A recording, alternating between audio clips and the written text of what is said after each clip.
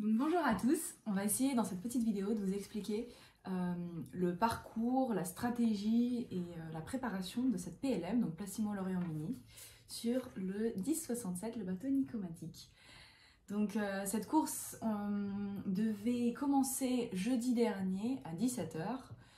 Bon, il y a eu des conditions très compliquées, donc avec un front qui passait avant. Du coup, nous avons avancé la course. Tous les coureurs ont accepté d'avancer la course à 10 h du matin jeudi pour la faire finalement en deux manches. Donc une première manche qui devait se jouer dans la journée du jeudi. Ensuite, un retour au port pour la nuit de vendredi à samedi et la journée de vendredi. Non, de jeudi à vendredi et la journée de vendredi qui devait être très très ventée. Et un nouveau départ samedi matin. Donc le premier jour, voilà cette première manche qui a commencé jeudi à 10 h est partie de Lorient, dans ce point vert, vous voyez, avec tout d'abord un premier bord de reaching, ensuite un très long bord de près, puis un autre petit bord de reaching, et enfin un très long bord de portant. Donc les conditions au départ étaient très faibles, on avait 6 nœuds, 8 nœuds, avec par contre des grains jusqu'à 40 nœuds, donc c'était très très difficile comme condition pour tout le monde, parce que dans du vent faible, on est toute voile dehors, GV haute et tout, c'est quand même une course, donc l'objectif est d'aller le plus vite possible. Par contre, quand les grains arrivent, eh ben, on est souvent surpris avec du vent très fort, où en fait on devrait avoir plusieurs ris. Donc en fait, pour ce départ, quand on est sorti du port, on s'est pris un gros grain à plus de 30 nœuds. Donc du coup, il fallait, enfin on a vu le grain arriver, et donc on s'est dit, bon, bah, on va tester nos riz, parce que la météo annonçait des grains à plus de 40 nœuds, 45 nœuds.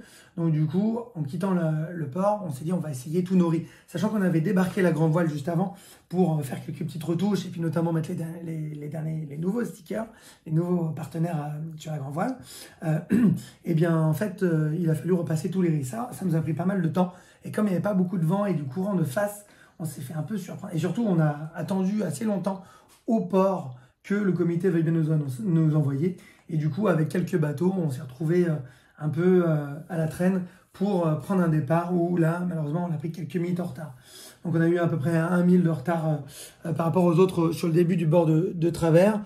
Et puis on a remonté toute la flotte sur le bord de près, comme ça, à tirer les bords. Là, on s'est pris un énorme grain à 38 nœuds au niveau du Pouldu, donc la frontière entre le Finistère et le Morbihan. Et voilà, là en fait, dans le grain, on a mis un peu de temps à retrouver nos esprits et on a un petit peu oublié notre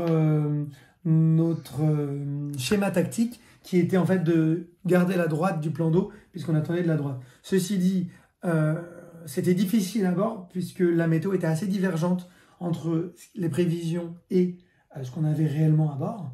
Donc du coup, on s'est dit, bon, bah là, on a une petite droite, on va prendre la droite. Et puis en fait, ça continue à tourner et on était les plus à gauche. Donc du coup, eh bien, on a perdu un petit peu par rapport à ceux qui étaient du coup de l'autre côté du plan d'eau. Donc on a enroulé la bouée, la bouée jaune des Glénans en 5e position. Donc on a fait quand même une très très belle remontée sur le près. Avant de commencer ce bord de travers qui était censé nous être très favorable. L'écran de Marine Traffic, donc avec le flash AIS, là on a été flashé à 23,9 par exemple. C'est pour dire à quel point ça allait vite. Là on nous a perdu, on est passé hors réseau des antennes AIS, mais en gros on a enroulé ça. Donc en fait on a cassé le boot au tout début du reaching, donc là Caroline elle a passé tout le reaching à l'intérieur pour essayer de réparer. L'objectif c'est une course de préparation, donc quand on casse quelque chose on essaye de le réparer. Ça c'était un bon enseignement, on a mis du temps mais on a quand même réussi à le réparer à peu près ici, donc à la moitié du bord de portant. Donc on a fait la moitié du bord de portant sous 2 voiles et à partir de là, eh bien on a envoyé le SPI. Et le SPI médium, c'était la première fois qu'on naviguait avec le SPI médium dans du vent fort comme ça. Et là on a remonté tout ce qui nous avait doublé en quelques minutes pour arriver dans le chenal où là on a quand même dû affaler parce que le vent était un peu trop haut pour pouvoir faire ce bord dans le chenal. Et là, on est arrivé du coup 4e à 25 secondes du premier. Pas du 3e, pardon, excusez-moi. Et donc du coup, les enseignements, c'est quoi? C'est de dire que ici, on aurait dû virer un peu plus tôt pour appliqué le plan stratégique qu'on s'était donné. Donc ça, c'est une première erreur qu'on n'aurait pas dû faire. Le départ, il faut vraiment être bon sur les départs, notamment, il ne faut pas être en retard, quoi. Même si on s'était dit aussi qu'on ne voulait surtout pas percuter un autre bateau, ce qui arrive quand même assez souvent sur les courses en mini. On n'a vraiment pas le droit de faire une bêtise comme ça, parce que là on perd les 1000 qualificatifs pour la Transat, on perd l'expérience et tout, donc ça c'est vraiment interdit. Et puis là, on a pris possession de notre machine volante à notre rythme. Donc voilà, quatrième, qui nous laisse la possibilité de remonter, puisqu'on a 18 minutes de retard sur le premier, l'Espagnol Carlos Manera, qui a le 1081, qui est le bateau qui est très proche de notre bateau, même s'il n'a pas exactement les mêmes foils, on a le même architecte et une carène assez similaire. Et le deuxième, Federico Worksman, qui est le bateau qui a gagné la dernière Mini Transat. La troisième, c'est Thaïs, sur quasiment le même bateau que Fede. Donc voilà, ça nous laisse l'option pour remonter lors de la deuxième manche. 50 000 sur la première, la deuxième, 95, à voir. À voir ce que ça va donner. Bon, du coup, ce bord-là, qui était censé nous être extrêmement favorable, était réellement très très très brutal. Dantesque. En fait, ce qui s'est passé, c'est que c'était un bord très court, et c'est que 5000. 5000 en allant à 20 nœuds, c'est très rapide. Ça fait 15 minutes. Voilà, donc comme on avait encore, peut-être pas des problèmes, mais disons des difficultés, ça nous prenait beaucoup de temps en tout cas de prendre des riz, de les relancer, on s'est dit il valait mieux garder le seul riz qu'on avait sur la grand voile, sur la remontée pendant ce bord de reaching, serrer un peu les fesses, et ensuite se lancer au portant, plutôt que de prendre un riz et le renlever juste avant le portant. Donc ça, c'était en fait une erreur, je pense, au final, parce que c'était extrêmement brutal. On était complètement en surpuissance, on était sous deux voiles seulement, Solent et grand voile. Le bateau, quand il vole, en fait, il a tellement moins de traînée que les autres qu'il est très rapidement surpuissant. Vous voyez, certains ont même envoyé un Genac, ils étaient sous grand voile haute ou un riz avec un Genac en plus. Nous, on avait un riz GV et seulement un Solent. Et tout choqué. Et en fait, il n'y avait aucun moyen de freiner. Le bateau, il allait à des vitesses mais complètement dingues, dans des vagues énormes. Il y avait plus de 3 mètres de creux, entre 3 et 4 mètres par endroit. Donc on se prenait vraiment des arrêts violents contre les vagues. Enfin, honnêtement, c'était d'une brutalité, mais inexplicable.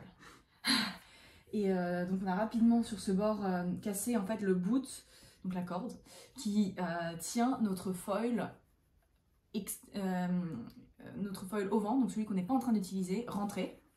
Donc le foil a commencé à se promener, donc là on a dû ralentir pour pouvoir bien le sécuriser.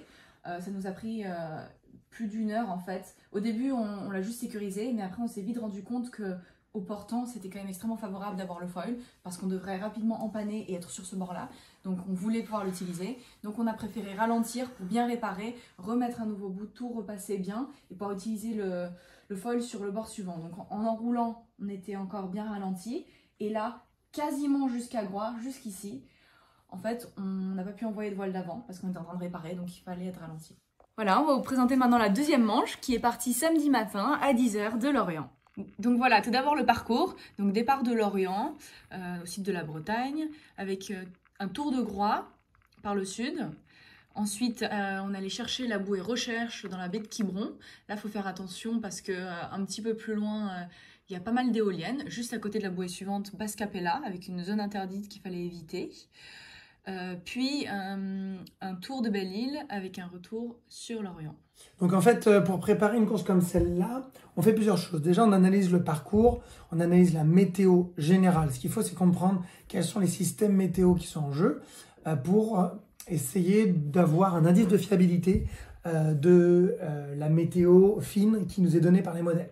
Par exemple, ce qu'il faut savoir, c'est qu'une météo est payée par les pays qui la calculent pour protéger ses habitants. C'est une espèce d'assurance pour dire attention, il va y avoir des phénomènes météorologiques qui risquent de casser vos maisons ou de casser le parc industriel du pays en question. Et donc du coup, les modèles sont globalement très fiable sur les dangers du pays. Donc les dangers météo pour la France, c'est le vent qui vient de l'ouest, les tempêtes qui viennent de l'ouest, un peu moins sur les tornades par exemple, comme les modèles américains.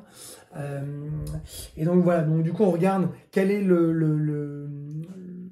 la photo en fait générale du système pour connaître, pour savoir quel modèle croire le plus. Est-ce que c'est le modèle européen? Est-ce que c'est le français? Est-ce que c'est l'anglais? Est-ce que c'est l'américain? Dans tous les cas, c'est bien de connaître ça avant d'entrer sur les modèles à maille fine.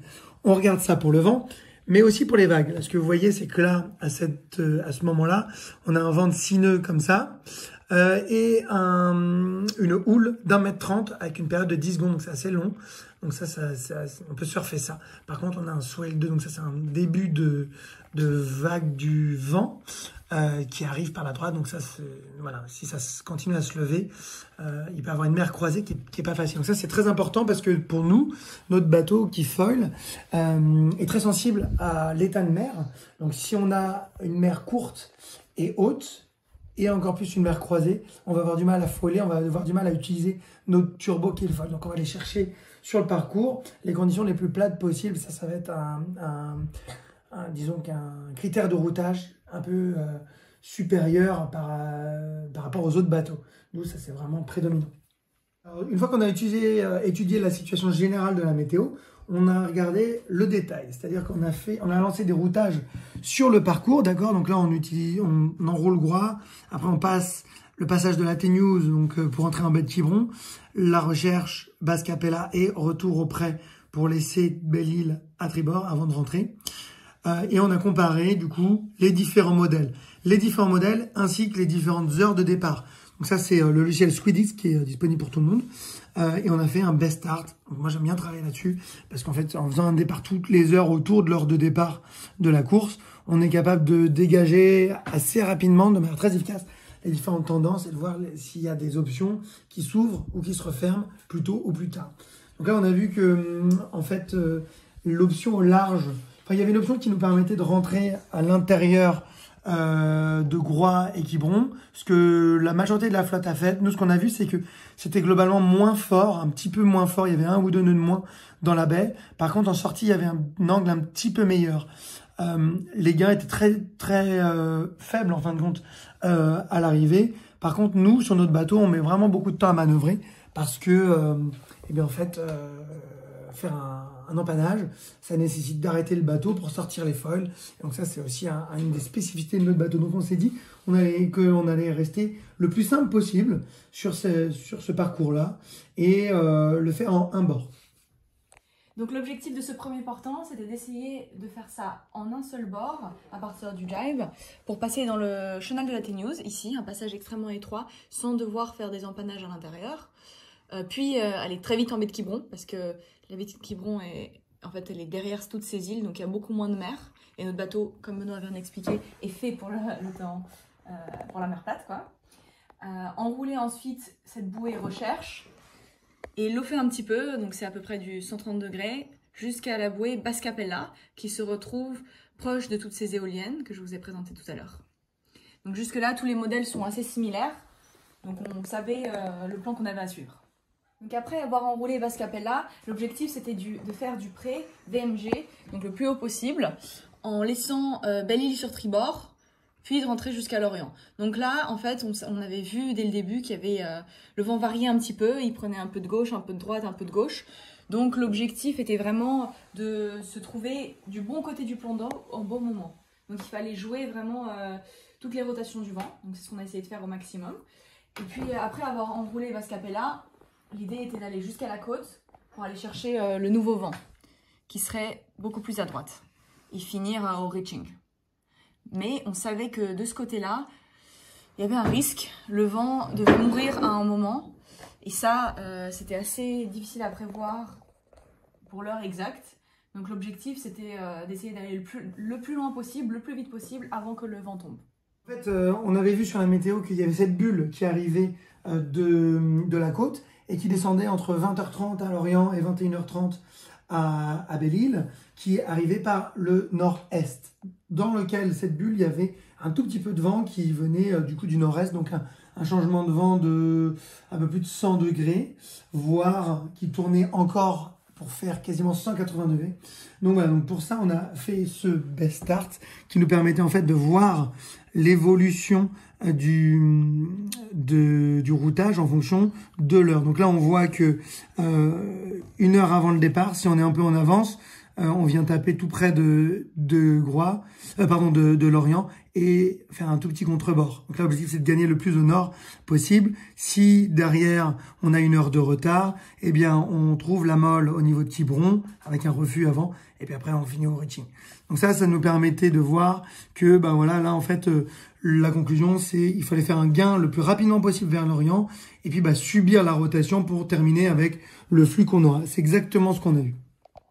Donc maintenant, je voulais vous montrer un petit peu ce qui s'est réellement passé sur cette course. Donc le départ, juste ici, on n'est pas parti devant parce que ces bateaux sont assez difficiles à manœuvrer rapidement. C'est des bateaux qui sont conçus pour le large, donc il y a quand même beaucoup d'accidents, c'est facile de perdre contrôle sur tous les départs. Donc l'objectif pour nous, c'était de prendre un départ sans accident, être sûr qu'on pouvait partir sans devoir rentrer au port pour réparer.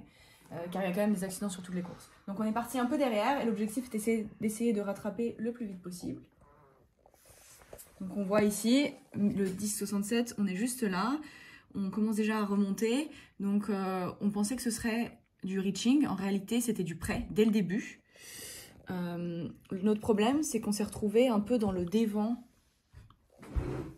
des autres bateaux, on était en dessous, le vent vient de là, et du coup on avait du vent un peu perturbé voilà, par les autres, et on a eu du mal à remonter du coup au vent et passer cette île d'un seul coup. Donc on a dû virer malheureusement à la côte, ce qui nous a fait perdre pas mal de temps. Vous pouvez voir ici, hop, on vire, les autres on roule et nous on essaye de passer et on n'a pas réussi, on a viré et on a reviré.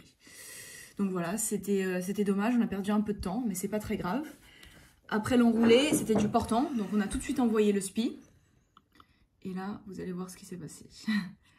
On envoie le spi, la mer est un petit peu agitée, mais avec un vent relativement fort, donc c'était vraiment très bien pour nous. 15 nœuds avec des petites rafales à 20, et donc ça nous a permis de vraiment voler dès le début. On a fait un bord assez rapide, là sous Spimax, c'était vraiment sympa. Donc l'idée c'était d'essayer de voler au maximum, et ce qui était bien c'est que dès qu'on volait, on pouvait abattre énormément et être plus rapide et beaucoup plus bas que les autres. Donc ça c'était vraiment génial. Et ce qu'on voit c'est que nous, comme on vous a dit tout à l'heure, l'objectif c'était vraiment de faire le moins de manœuvres possible. C'est pour ça qu'on est descendu très bas pour essayer de passer ensuite la T-News sur un seul bord, alors que la majorité de la flotte en fait a empanné plus tôt et elle est allée plutôt jouer dans la baie ici. Effectivement, l'angle était un peu plus favorable pour ceux qui partaient ici, mais nous on perd beaucoup sur les manœuvres et puis on pensait qu'il y aurait plus de vent aussi au large, ce qui je pense a été vrai. Donc là on arrive sur la T-News, mais malheureusement on s'est un tout petit peu loupé là sur notre empannage. C'était difficile parce que on a fait une ley line de très très loin quoi, en étant ici, donc c'est assez difficile de bien viser, le vent a un petit peu tourné et donc on a dû refaire un tout petit bord pour passer la T-News ici. Voilà, donc là on a empanné encore une fois avant de repasser. On était les premiers à enrouler quand même, donc ça c'est pas mal. Et juste derrière nous, le 1019, donc le bateau de Federico, un Uruguayen, qui était quand même très rapide.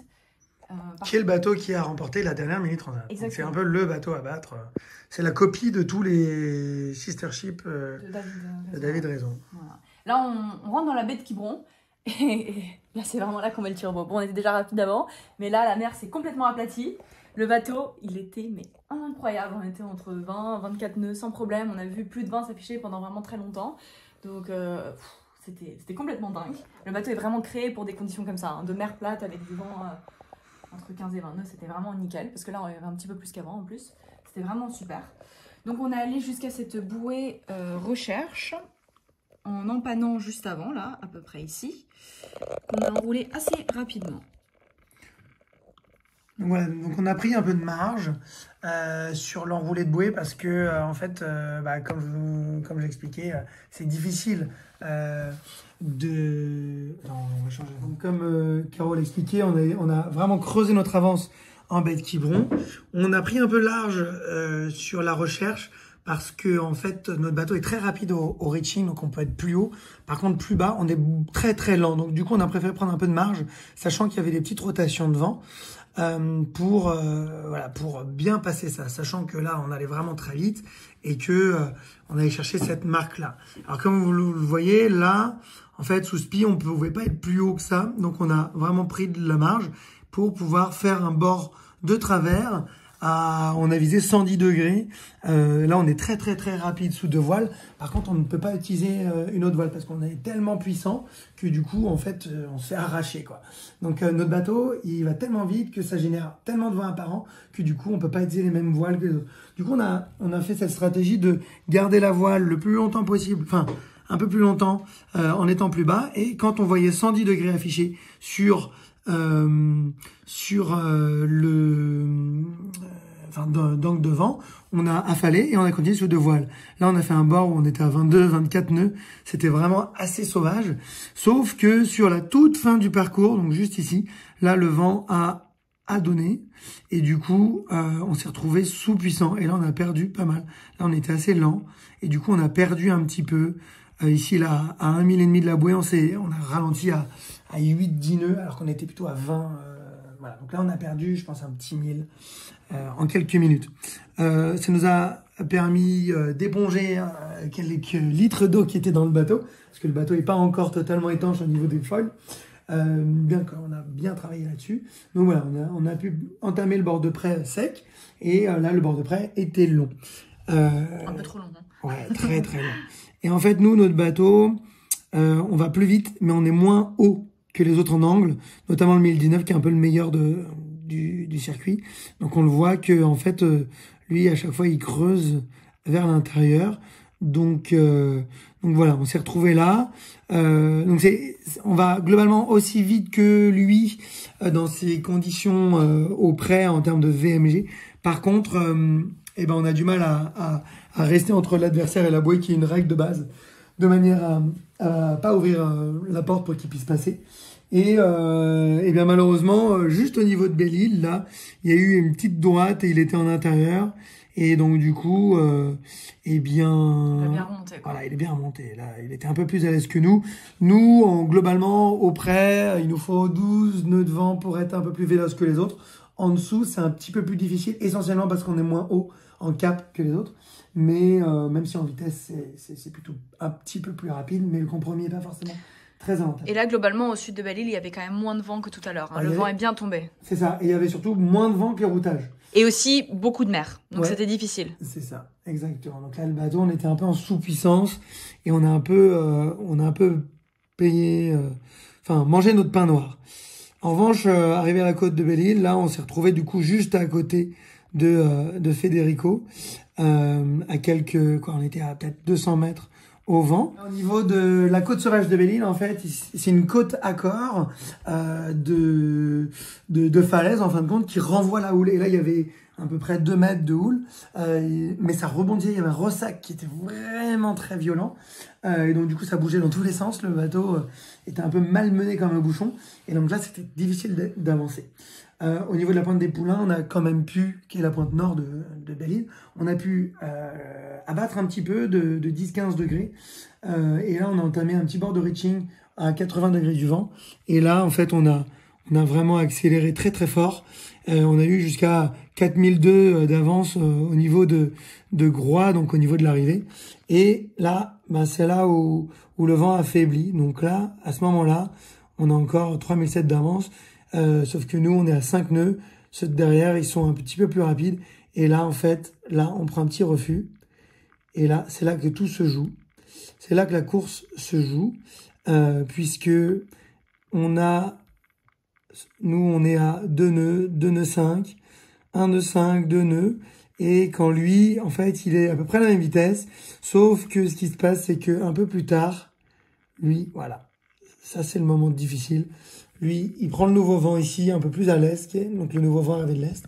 Et là, il est entre 4 et 7 nœuds de vent. D'accord? Donc là, 7 nœuds de vitesse, pardon. Donc là, il est entre 4 et 5 nœuds. Et nous, on est à 1, 2 nœuds. Et là, on perd toute notre avance. Là, on est à 0, 1 nœud 8. Voilà, quand lui, il est à plutôt 5, 6, 7 nœuds. Et là, du coup, bah, c'était un peu terrible, puisqu'en fait, on s'est retrouvé ici, avec, là, il a 6, 7 nœuds de vent, 7 nœuds de vitesse, et en fait, on a perdu toute notre avance à l'entrée du chenal.